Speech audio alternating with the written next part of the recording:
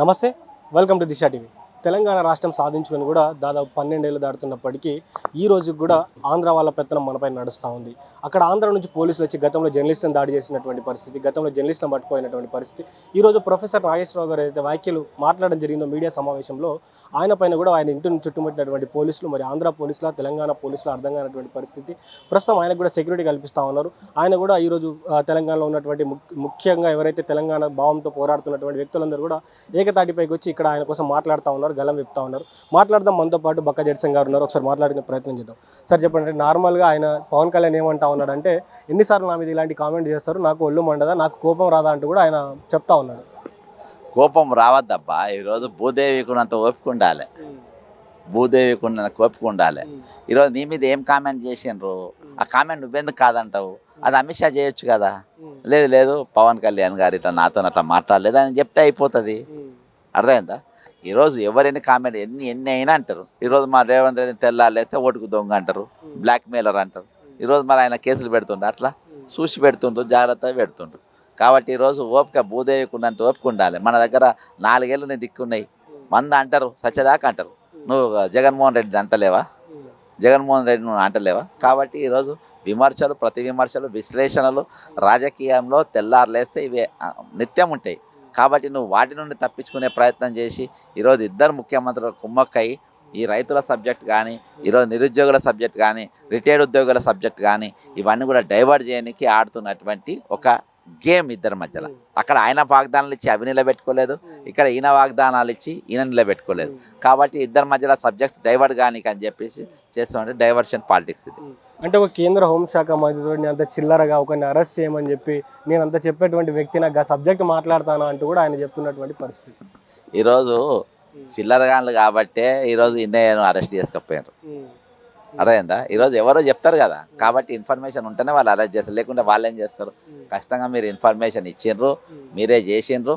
లేకుంటే మీరు గుమ్మడికాయ దొంగ అంటే నువ్వెందుకు భుజాలు తడుపుకోవాలి? అవి జరగలే అంటే పురంధేశ్వరితోనో స్టేట్మెంట్ ఇప్పియండ్రి, అమిత్ షాతోనో స్టేట్మెంట్ ఇప్పియండి, అయిపోతుంది అక్కడ. ఈరోజు మీరు లోపల ఇవాళ వరకు లేకుంటే బండి సంజయ్ సహాయ మంత్రితో మాట్లాడియండి, లేదు అసలు చర్చలే జరగలేదని. ఈరోజు ఎందుకు మౌనంగా ఉంటున్నారు మీరు? ఎందుకు నోరు తెరుస్తలేరు?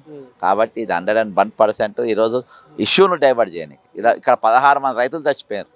ఈ అసలు తెలంగాణ పోలీసులు వచ్చింది, ఇప్పుడు ఇంటెలిజెన్స్ ఇప్పుడే తిరుగుతుంది ఇక్కడ. నేను ఇక్కడ అడిగిన ఎవరు తెలంగాణ ఆంధ్ర ఇంటెలిజెన్స్ ఇక్కడ ఏం పని? ఇప్పుడు ఇందాక ఇక్కడ నిలబడ్డాడు, ఏం పని ఇక్కడ కూర్చున్నారు, దేనికోసం వచ్చిన వాళ్ళు? తెలంగాణలో వాళ్ళకి ఏం పని? నీ ప్రభుత్వంలో ఏముంటే ఊడబిక్కు రాదు ఇక్కడ. మా మీద ఎందుకు మీ దమ్ము చూపెడితే ప్రతాపం చూపించే ప్రయత్నం చేస్తున్నారు? కాబట్టి ఇవన్నీ చిల్లర దందాలు పనిచేయాలి. గతంలో చంద్రబాబు నాయుడు గారు ముఖ్యమంత్రిగా ఉన్నప్పుడే బెల్లిలత గారు చచ్చిపోయారు ప్రశ్నించే గొంతును.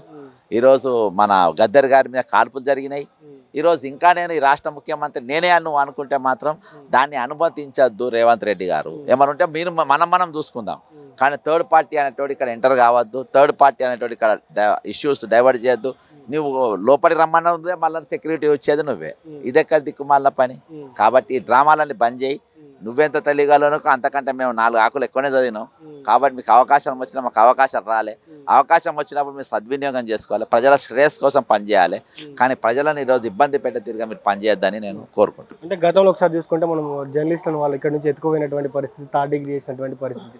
ఈరోజు నాగేశ్వరరావు గారి ఇంటిని కూడా చుట్టుముట్టారనే వార్తలు కూడా వస్తూ ఉన్నాయి. నాగేశ్వరరావు గారిని అరెస్ట్ చేస్తారనే వార్తలు కూడా వస్తూ ఉన్నాయి. దీన్ని ఎట్లా వస్తారు సార్? అరెస్ట్ చేస్తే ఈసారి మాత్రం 4 కోట్ల మంది ఎగమవుతారు. మీ దగ్గర ఆంధ్రాలో ఉంటుంది కావచ్చు క్యాస్ట్ ఫీలింగ్ అది ఇది. ఇక్కడ క్యాస్ట్ ఫీలింగ్ పోస్ట్ ఫీలింగ్ ఏముండదు. దోపిడీ చేసే వర్గం, దోపిడీ గురయ్యే వర్గం. టైం వస్తే అందరూ కూడా ఒకటే అవుతారు. అర్థమైందా? 4 కోట్ల మంది ఒకటే అవుతారు. ఇక్కడ నీ సినిమాలు ఆడాయి. చంద్రబాబు నాయుడు అనేటోడు హైదరాబాద్కి వచ్చుడు మర్చిపోవాలి. ఇక లోకేష్ అంటే హైదరాబాద్కి వచ్చుడు మర్చిపోవాలి.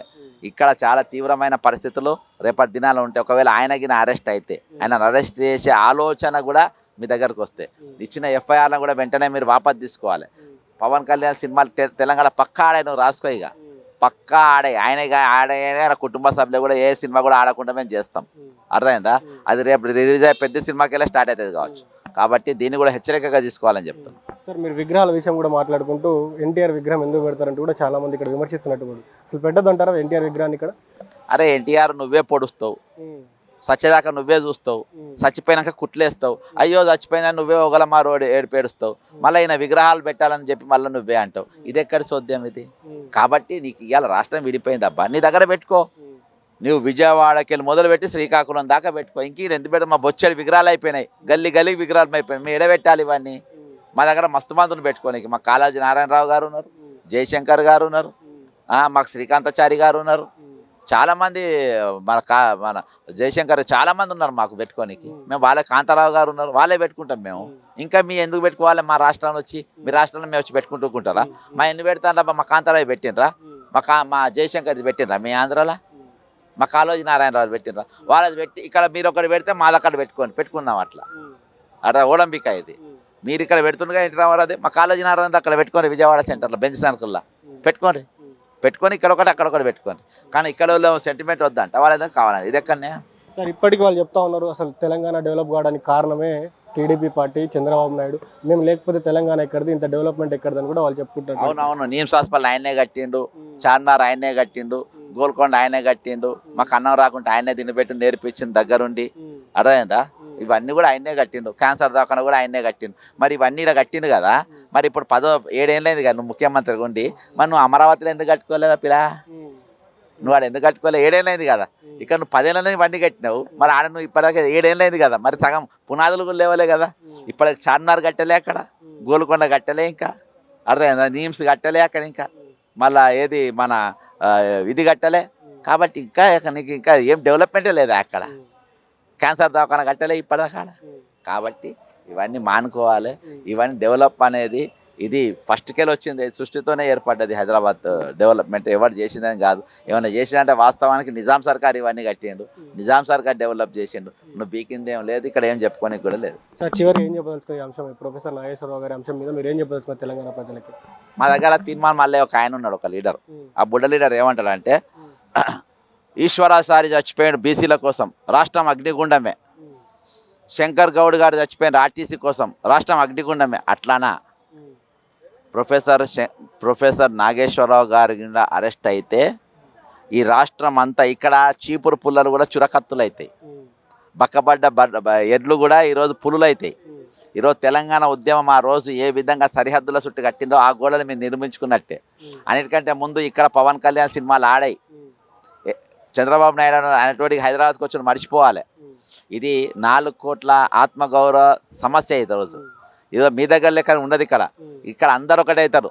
ఇక్కడ ప్రొఫెసర్ నాగేశ్వర కులం చూడం, గోత్రం చూడం, మేము చూడం. సమస్య వచ్చినా ఇబ్బంది వచ్చినా అందరం ఒకటి దగ్గరకు వస్తాం, ఏకతాటి మీదకి వస్తాం. ఖచ్చితంగా మేము దీన్ని అడ్డుకుంటాం. ఇది బక్కదర్శన్ గారు చెప్తున్నటువంటి మాట. ఏదైతే 4 కోట్ల మంది ఒకటవుతాం, ప్రొఫెసర్ నాగేశ్వరరావుని అరెస్ట్ చేస్తే అగ్నిగుండంలో కూడా మేము ఇక్కడ ఉంటాం, ఆయనకు అండగా ఉంటాం. ఆయనను ఎవరైనా అరెస్ట్ చేయడానికి వచ్చినా, అరెస్ట్ చేయడానికి ఎలాంటి చర్యలు తీసుకోవాలని చూసినా కూడా మేము అడ్డుకుంటామని కూడా ఆయన చెప్తా ఉన్నారు. ఒకవేళ నిజంగానే ఆయనను అరెస్ట్ చేసే ఆలోచన మీకు ఉంటే మానుకోండి. మీరు ఇక్కడ హైదరాబాద్లో ఎందుకు ఉంటా ఉన్నారు? హైదరాబాద్ నుంచి వెళ్ళిపోండి. మీ సినిమాలను ఆడనీయం, మీ రానున్నటువంటి ఏదైతే పెద్ద సినిమా ఉందో కూడా దాన్ని కూడా ఆడనీయం. కాబట్టి తస్మాత్ జాగ్రత్తగా ఉండాలి. మీలాగా, మీ ఆంధ్ర ప్రజల్లాగా మేము కులాల కోసం కొట్లాడడం. మేమందరం 4 కోట్ల మంది ఏకమవుతాం. 4 కోట్ల మంది ఏకమై కూడా ప్రొఫెసర్ నాగేశ్వరరావుని కాపాడుకుంటాం. ఆంధ్ర వాళ్ళు ప్రొఫెసర్ నాగేశ్వరరావు మీద అరెస్ట్ చేయాలని ఏదైనా ప్లాన్ వేస్తే మాత్రం 4 కోట్ల మంది ఏకమై మా దమ్మేందో చూపిస్తామని కూడా బక్కదర్శన్ గారు అంటూ ఉన్నారు. చూద్దాం మరి రానున్నటువంటి రోజుల్లో మరి టీడీపీ పార్టీ కావచ్చు, అక్కడ ఉన్నటువంటి చంద్రబాబు నాయుడు కావచ్చు, మరి ఇక్కడ తెలంగాణలో వచ్చి మరి ప్రొఫెసర్ నాగేశ్వరరావు గారి మీద ఎలాంటి చర్యలు తీసుకుంటారా, లేకపోతే నార్మల్గా ఇష్యూ ఇంత హైలైట్ అవుతుందని మరి వదిలేస్తారా లేదా అని కూడా వేచి చూద్దాం. చూస్తూనే ఉండండి దిశ టీవీ. నేను మీ journalist Srikanth, video journalist Vamsi from press club Hyderabad.